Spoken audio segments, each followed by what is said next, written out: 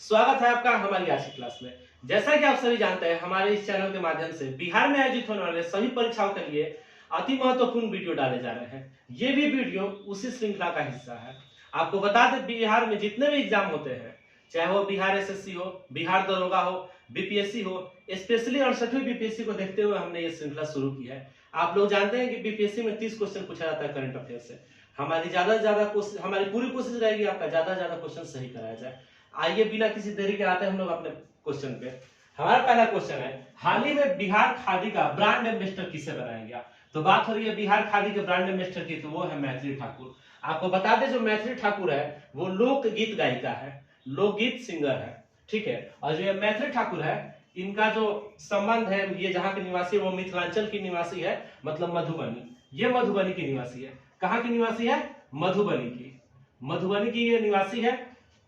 और आपको बता दें, जो ये खादी, बिहार खादी का ब्रांड एम्बेसडर है, तो खादी मॉल बिहार में अभी एक जगह है, वो है पटना। और दूसरा खादी मॉल जो बनाने को प्रस्तावित हुआ है वो दरभंगा में प्रस्तावित हुआ है। तो सेकंड खादी मॉल, सेकंड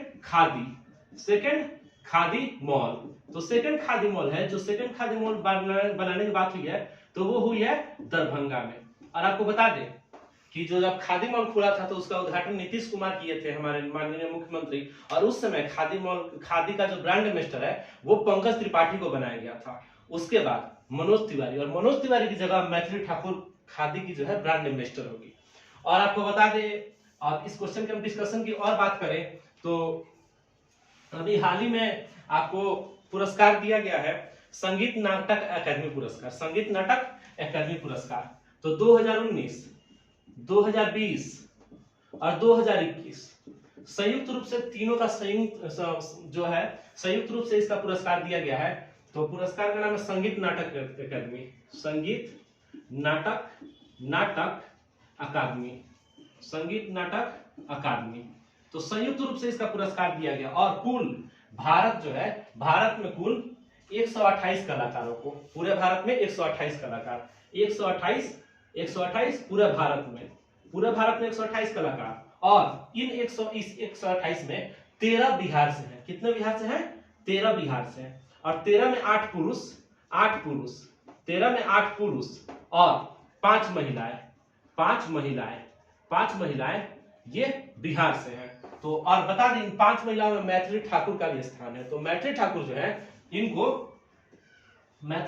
है, इनको बिस्मिल्लाह युवा पुरस्कार मिला है। कौन पुरस्कार मिला है? बिस्मिल्लाह युवा पुरस्कार, बिस्मिल्लाह युवा पुरस्कार जो है वो हमारी मैथिली ठाकुर को मिला है। और बात हो रही है बिस्मिल्लाह युवा पुरस्कार की, तो बिस्मिल्लाह खान के नाम पे ये बिस्मिल्लाह युवा पुरस्कार दिया जाता है। और जो बिस्मिल्लाह खान है वो बिहार के बक्सर जिले से, बिहार के बक्सर जिले और बक्सर के डुमराव से इनका संबंध है बिस्मिल्लाह खान का। और बिस्मिल्लाह खान को 2001 में भारत रत्न दिया गया है। कब भारत रत्न दिया गया है?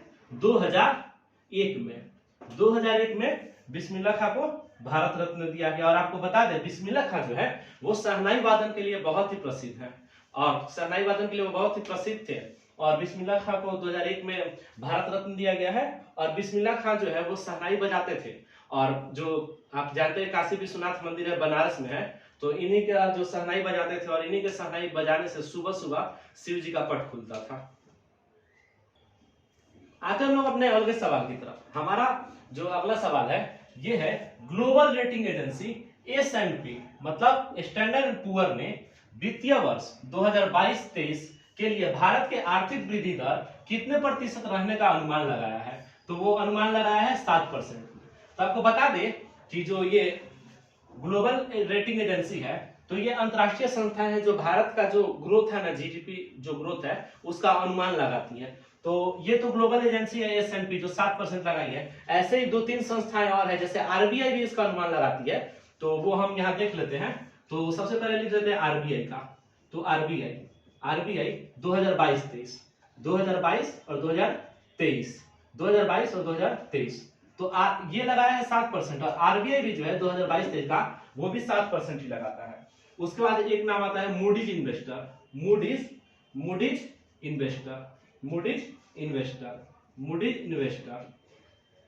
Moody investor. उसके बाद एक नाम आता है Goldman socks, Goldman socks, Goldman socks, Goldman socks. उसके बाद एक आता है नाम ब्लूमबर्ग। आपको बता दें कि ये 2-3 संस्था है जो भारत के जीडीपी का अनुमान लगाती हैं। तो आरबीआई हो गया 7% 2022-23 में। उसके बाद आता है बात मूडीज इन्वेस्टर का। तो जो मूडीज इन्वेस्टर है इसका है 4.8%। उसके बाद बात आती है गोल्डमैन सॉक्स की। तो जो गोल्डमैन सॉक्स है इसका है 5.9%। उसके बाद बात आती है ब्लूमबर्ग की, तो ये है 6.1%। तो ये 3-4 मतलब है संस्थाएं, ये इंपॉर्टेंट है, एग्जाम में बहुत ही क्वेश्चन आते हैं। जैसे अभी 67वीं बीपीएससी में ही इसी स्केल से एक क्वेश्चन पूछा गया था। आते हैं हम लोग अपने अगले सवाल की तरफ। हमारा अगला सवाल है, हाल ही में किस राज्य के सभी पालतू हाथियों की डीएनए प्रोफाइलिंग शुरू की गई है? तो वो राज्य है बिहार। आपको बता दें कि पालतू हाथियों की डीएनए प्रोफाइलिंग जो की जाएगी वो बिहार सरकार के द्वारा एक योजना लाई गई है, उसी के तहत ये डीएनए प्रोफाइलिंग की जाएगी। और हाथियों का जो अवैध कारोबार होता है उसी में रोक लगाने के लिए, और जितने भी पालतू हाथी हैं, तो जितने भी पालतू हाथी हैं, पालतू हाथियों का डाटाबेस जो होता है, डाटाबेस तैयार कर हो जाएगा, इसी के लिए ये चलाया गया है बिहार सरकार के द्वारा। आते हैं हम लोग अपने अगले सवाल की तरफ। हमारा अगला सवाल है, नई चेतना नामक अभियान किसके द्वारा शुरू किया गया? तो केंद्र सरकार के द्वारा नई चेतना नामक अभियान शुरू किया गया है। आपको बता दें जो ये नई चेतना अभियान है ये लैंगिक असमानता को दूर करने के लिए केंद्र सरकार की एक पहल है। और आपको बता दें जो ये लैंगिक असमानता है, तो महिलाओं और लड़कियों को जो कानून है लैंगिक असमानता को लेके और हिंसा के खिलाफ जितने भी कानून उपलब्ध है उसी को मतलब करने के लिए ये नई चेतना शुरू की गई। और बता दें इसकी अवधि 1 माह है। कितने माह है इसकी अवधि? 1 माह। 1 महीने इस अभियान की है अवधि है। और आपको बता दें महिलाओं और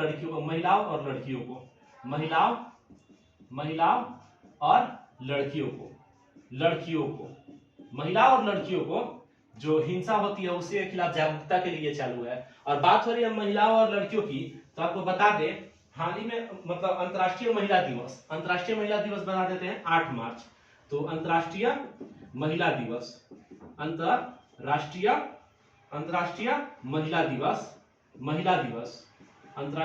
दिवस ये 8 मार्च को होता है। और आपको बता दें इसकी जो थीम थी इस साल, इसकी थीम की बात हो रही है, तो इसका थीम था gender equality today for a sustainable tomorrow. Gender equality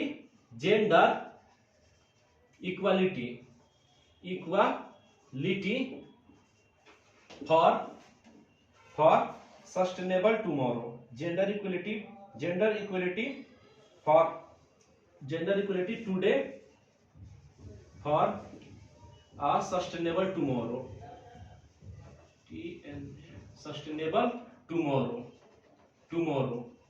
gender equality for today a sustainable tomorrow. इसका मतलब होता है एक स्थायी कल के लिए एक लैंगिक समानता। आते हम लोग अपने अगले सवाल की तरफ। हमारा अगला सवाल है 41वां भारत अंतर्राष्ट्रीय व्यापार मेले का आयोजन कहां किया गया? तो इसका आयोजन दिल्ली में हुआ है। आपको बता दें दिल्ली के प्रगति मैदान में इसका आयोजन हुआ है 41वां भारत अंतर्राष्ट्रीय व्यापार मेला। अब बात करते हैं इसके थीम की। इसका थीम है vocal for local, local to global. इसका थीम है vocal to local, local to global. Theme vocal to local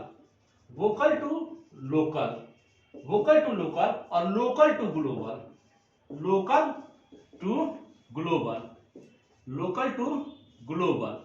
vocal for local and local to global, ये इसका थीम है 41वां भारत अंतर्राष्ट्रीय व्यापार मेले का। और आपको बता दें जब ये व्यापार मेला है तो इसमें एक है भागीदार राज्य और एक है आपको जो फोकस राज्य, भागीदार राज्य और फोकस राज्य। तो बात करें भागीदार राज्य की, भागीदार राज्य, तो जब बात हो रही है भागीदार राज्य की, तो भागीदार राज्य में है बिहार प्लस झारखंड, प्लस महाराष्ट्र, महाराष्ट्र, महाराष्ट्र। ये हो गया आपको भागीदार राज्य। अब बात करते हैं फोकस राज्य की। फोकस राज्य बात कर रहे हैं, फोकस राज्य की। फोकस राज्य, तो जो फोकस राज्य है वो है उत्तर प्रदेश प्लस केरल। तो उत्तर प्रदेश और केरल ये हो गया आपका फोकस राज्य है, और भागीदार राज्य हो गया बिहार, झारखंड और महाराष्ट्र। अब बात करते हैं एक अंतर्राष्ट्रीय पुस्तक मेले की। तो 41वां अंतर्राष्ट्रीय पुस्तक मेला, तो 41वां अंतर्राष्ट्रीय पुस्तक मेला, अंतर्राष्ट्रीय पुस्तक मेला, 41वां अंतर्राष्ट्रीय पुस्तक मेला। तो इसका जो आयोजन है ये शारजाह में हुआ है, शारजाह।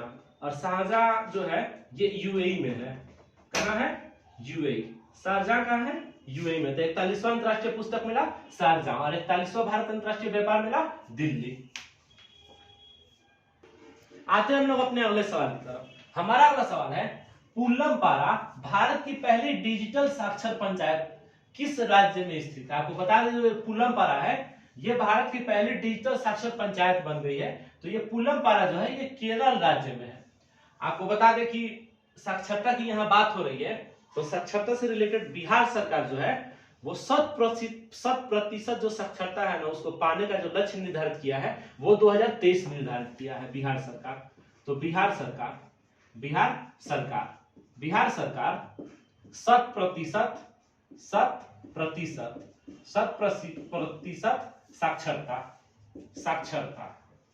साक्षरता। तो इसके मतलब कब तक टारगेट किया गया है? 2023 तक। 2023 तक 100% साक्षरता प्राप्त करने का बिहार सरकार ने लक्ष्य रखा है। अब बता दें बिहार से एक और फैक्ट आपको बता दें, जो चाइल्ड फ्रेंडली कोड है, चाइल्ड फ्रेंडली कोड